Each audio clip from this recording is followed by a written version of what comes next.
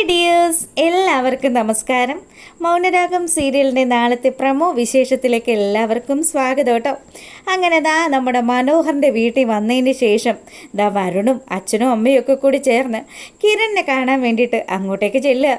കിരണാണെങ്കിൽ ഈ സമയത്ത് ഫോണിൽ എന്തൊക്കെയോ കാര്യങ്ങളൊക്കെ ചെയ്തുകൊണ്ട് അങ്ങനെ ഇരിക്കുക. അപ്പം കിരൺ ഒട്ടും പ്രതീക്ഷിച്ചില്ല. ഇതാര്? വരുണാണല്ലോ, വാ അകത്തേക്ക് വാ. അല്ല, ഇപ്പം എങ്ങനെയുണ്ട്? ക്ഷീണമൊക്കെ ഉണ്ടോ എന്ന് വരുൺ ചോദിക്കുക. കുഴപ്പമൊന്നും ഇല്ലെന്നേ, പിന്നെ ശത്രുക്കളൊക്കെ ഒന്ന് സന്തോഷിച്ചോട്ടെ എന്ന് വിചാരിച്ചിട്ട് മാത്രമാണ് ഞങ്ങളിങ്ങനെ അടങ്ങിയിരിക്കുന്നത്. ഇപ്പം തന്നെ കണ്ടില്ലേ ആ ബഗാസുരൻ കിടക്കുന്ന കിടപ്പ്. എൻ്റെ പൊന്ന് കിരണേട്ട, ഏട്ടന് നല്ലതുപോലെ തന്നെ പണി അറിയാവുന്ന അയാളുടെ കിടപ്പ് കണ്ടപ്പോഴേ മനസ്സിലായി. വരുൺ അങ്ങനെ ഈ കാര്യങ്ങളൊക്കെ പറയുമ്പോൾ കല്യാണി പറഞ്ഞു, അതേ കിരണേട്ടൻ അയാൾക്കിട്ട് തള്ളണമെന്ന് കരുതിയിരിക്കുകയായിരുന്നു. പിന്നെ ഈ കാര്യം മറ്റാരും അറിഞ്ഞിട്ടൊന്നും ഇല്ലല്ലോ. പിന്നെ കിരണേട്ടൻ എഴുന്നേറ്റ് നടക്കുന്ന കാര്യങ്ങളൊക്കെ അയാൾ അറിഞ്ഞു കഴിഞ്ഞാൽ പിന്നെ അയാൾ ഇനി അതിനു വേണ്ടി വേറെ വല്ലവർക്കും കൊട്ടേഷൻ കൊടുക്കും. അറിയാമല്ലോ, ശത്രുക്കളെ കൊണ്ട് ഇപ്പോൾ നിറഞ്ഞിരിക്കുക.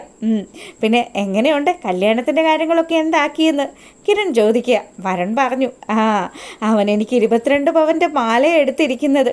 എന്തായാലും അവനെ മുടിപ്പിക്കാവുന്നതിൻ്റെ മാക്സിമം ഞാൻ മുടിപ്പിക്കും. അവൻ അനുഭവിക്കാവുന്നതൊക്കെ ഈ ഭൂമിയിൽ വെച്ച് തന്നെ അനുഭവിക്കണം. ഒരുപാട് പെൺപിള്ളേരുടെ കണ്ണുനീര് വീഴ്ത്തിയവനല്ലേ. അവനുള്ള ശിക്ഷ എന്തായാലും കൊടുക്കാനായിട്ടുള്ള ഭാഗ്യം ലഭിച്ചത് അത് എനിക്ക് തന്നെയാണെന്ന് വരുൺ പറയുക. അങ്ങനെ അവർ വലിയ കാര്യത്തിന് സംസാരിച്ചുകൊണ്ട് നിൽക്കുമ്പം നമ്മുടെ കല്യാണി പറഞ്ഞു, എന്നാൽ പിന്നെ ഞാൻ കുടിക്കാൻ എന്തെങ്കിലും എടുക്കാം. വേണ്ട ചേച്ചി, അവൻ്റെ വീട്ടിൽ പോയിട്ട് ജ്യൂസും ചായയും ഒക്കെ ആയിട്ട് പല സാധനങ്ങൾ കഴിച്ചിട്ടുണ്ട്.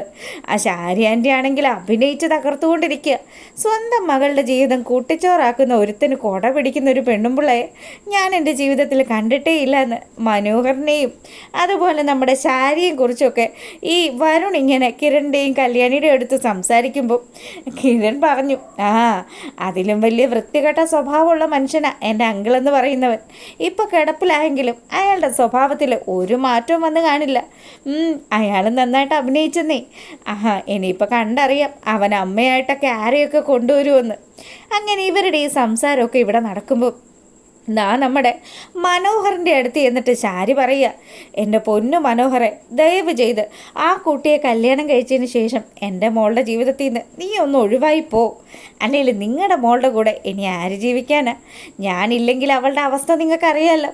അവൾ ഈ ഭ്രാന്ത് പിടിച്ച് ഓടി നടക്കും. ആ രീതിയിലായി കാര്യങ്ങളൊക്കെ. എടാ, ഞങ്ങൾ എന്ത് വേണമെങ്കിലും ചെയ്യാം. നിനക്ക് അമ്മയെ കൊണ്ടുവരണോ? അമ്മയെ ഞാൻ കൊണ്ടുവരാം. അല്ലെങ്കിൽ ആ കിടക്കുന്ന മനുഷ്യനെ എഴുന്നേൽപ്പിച്ചുകൊണ്ട് വരണോ? അതും വേണേൽ ഞാൻ ചെയ്യാം. എങ്ങനെയായാലും നീ എൻ്റെ മോളുടെ ജീവിതത്തിൽ നിന്ന് പോകണം. പക്ഷേ അതിനു മുന്നേ എനിക്ക് നിന്നോടൊരു കാര്യം ആവശ്യപ്പെടാനുണ്ട്. എൻ്റെ മോളുടെ സമ്പാദ്യങ്ങളൊന്നും അടിച്ചുകൊണ്ട് പോകാനുള്ള മനസ്സ് നീ കാണിക്കരുത്. ഇപ്പം നീ ചെന്ന് കയറിയിരിക്കുന്നത് പുളിങ്കൊമ്പിലാണല്ലോ. അതുകൊണ്ട് തന്നെ അവരുടെ കൂടെ നീ സമാധാനമായിട്ട് ജീവിക്ക്. എൻ്റെ മോളും ഞാനും ഒക്കെ എങ്ങനെയെങ്കിലും ജീവിച്ച് പൊക്കോളാം. അങ്ങനെയൊക്കെ പറഞ്ഞാൽ എങ്ങനെയാണ് ശരിയാവുന്നത്? ശരി, നീയും അകത്ത് കിടക്കുന്ന അയാളുണ്ടല്ലോ, അയാളൊക്കെ നല്ല ആൾക്കാരൊന്നും അല്ലെന്ന് എനിക്കറിയാം. ഞാൻ ചെയ്തതിനെക്കാട്ടിലും ഒരുപാട് ക്രൂരതകൾ ചെയ്ത് കിടക്കുന്ന മനുഷ്യനാണ് അകത്ത് കിടക്കുന്നവൻ.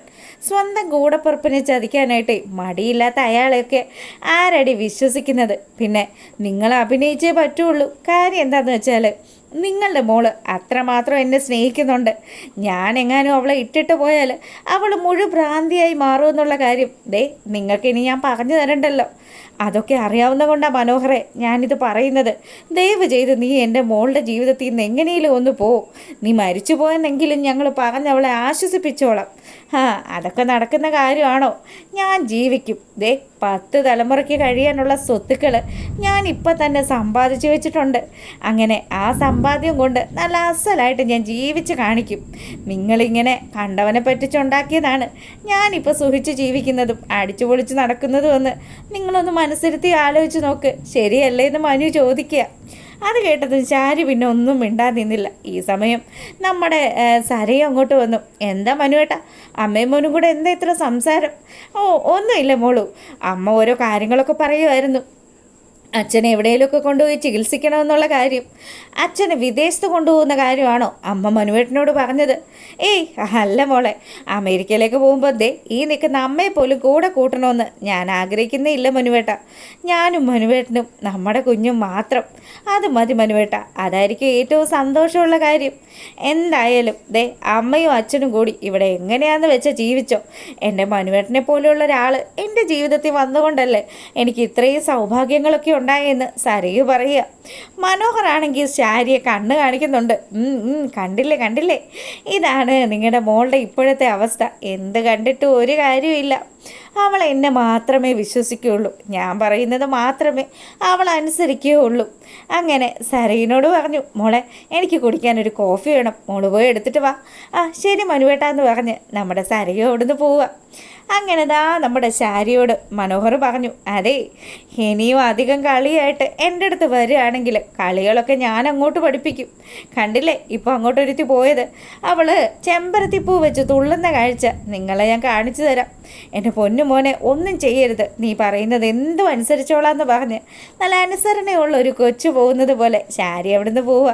പിന്നെ അതിന് ശേഷമാണെങ്കിലോ നമ്മുടെ സരയും ആരോ കോളിംഗ് ബെൽ അടിക്കുന്നത് കേട്ടിട്ട് വെളിയിലേക്ക് ഇറങ്ങി വരിക.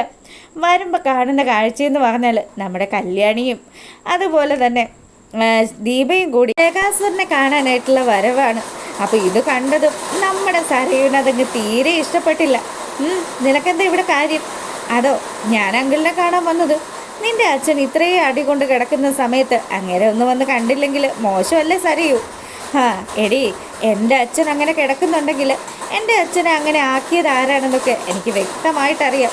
നീയും നിൻ്റെ ആ അമ്മായിയപ്പനും കൂടിയല്ലേടി ഈ പണിയൊക്കെ ഒപ്പിച്ചതെന്ന് സരയു ചോദിക്കും.